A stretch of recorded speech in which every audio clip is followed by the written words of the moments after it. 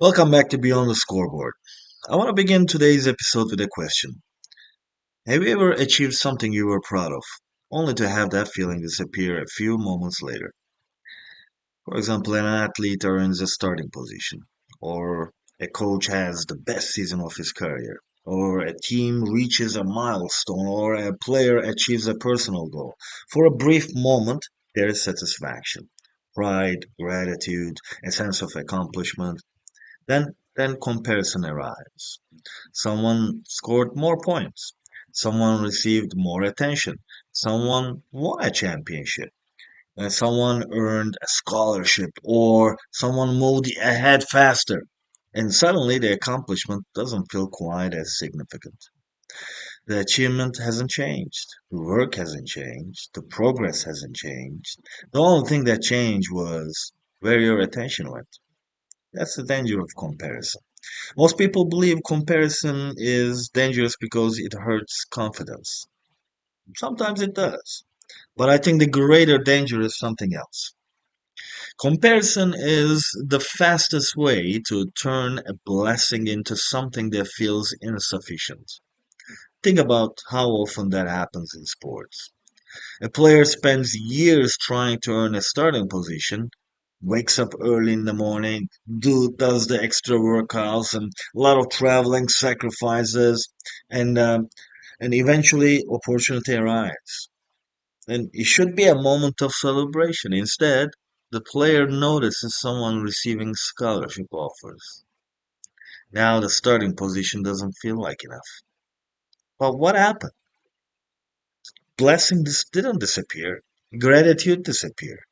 Comparison took its place. Every athlete knows this feeling. An athlete improves dramatically. Maybe they become stronger, faster, more skilled, more confident. They're objectively better than they were a year ago. Then they compare themselves to someone else. Someone has more talent, more recognized, or further ahead, and suddenly the improvement feels insignificant. Progress is real, but comparison makes it invisible. Coaches experience the same thing. A coach takes over a struggling program, trying to change the culture improves, the players improves, the standards improves, the team improves. Year one goes with 4 wins, and year two goes with 10 wins, and year three goes with 18 wins, and that's a meaningful progress. That's a leadership. That's development. Then another coach wins a provincial championship. Suddenly, 18 wins feels disappointing. Not because the progress disappeared, because comparison moved the standard. That's what comparison does. It consistently moves the finish line. No matter where you arrive, comparison points somewhere else. No matter what you accomplish, comparison finds someone with more. More success, more recognition, more opportunities, more resources, more attention. And this game never ends because comparison has no finish line. Social media has made this even more difficult.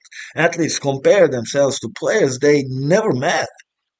Coaches compare themselves to programs operating under completely different circumstances. People compare their everyday reality to someone else's highlight reel.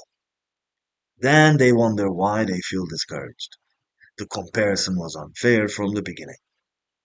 There's different backgrounds, different resources, different opportunities, different challenges, different journeys, yet we compare anyway.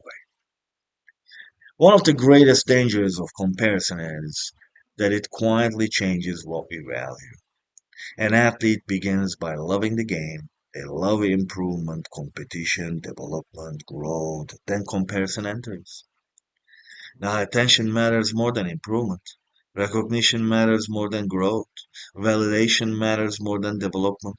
Without realizing it, the mission changes. The same thing happens to coaches. A coaches begins because they love teaching, helping athletes grow, building culture, developing people. Then comparison enters, and the focus shifts.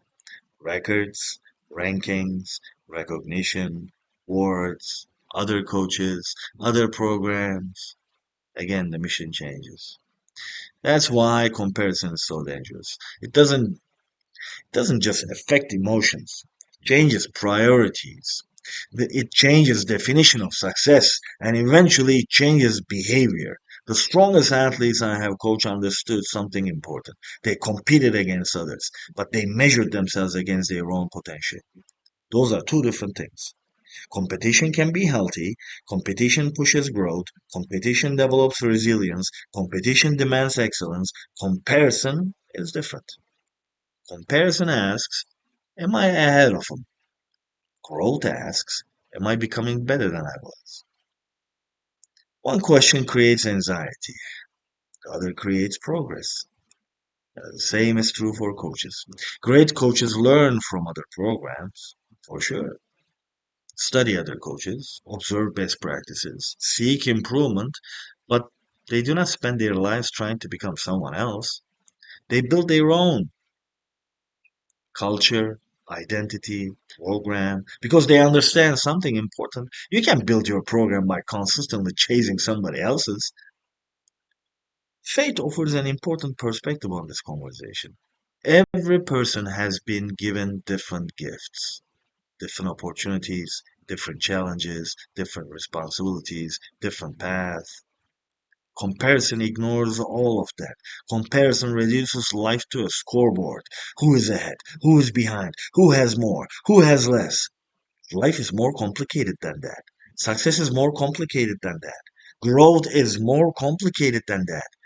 The better question is, am I becoming who I am capable of becoming? That's the question athletes should ask. That's the question coaches should ask. That's the questions leaders should ask. Because there will always be someone faster, someone stronger, someone more talented, more successful, someone further ahead. That has always been true. The question is whether their success prevents you from appreciating your own progress.